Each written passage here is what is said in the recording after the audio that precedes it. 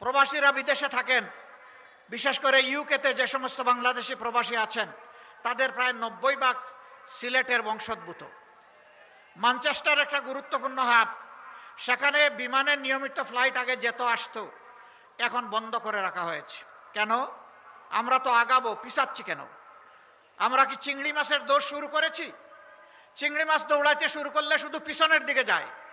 আমরা তো সিংহের তাবা মেলে সামনে আগাতে চাই। রোড বন্ধ নয়, ওই রোডও চালু করা হবে, আবার নতুন নতুন লোড করা হবে ইনশাআল্লাহ। আমেরিকার মতো দেশ, সেখানে বিপুল সংখ্যক বাংলাদেশে থাকেন, বাংলাদেশ বিমানের যাওয়ার মুহূর্ত হয় না নিউ ইয়র্ক এয়ারপোর্টে। আমরা ইনশাআল্লাহ এগুলা খুলবো, চালু করব। রাষ্ট্র বিমান সংস্থার একই কথা, আমাদের লাভ হয় না।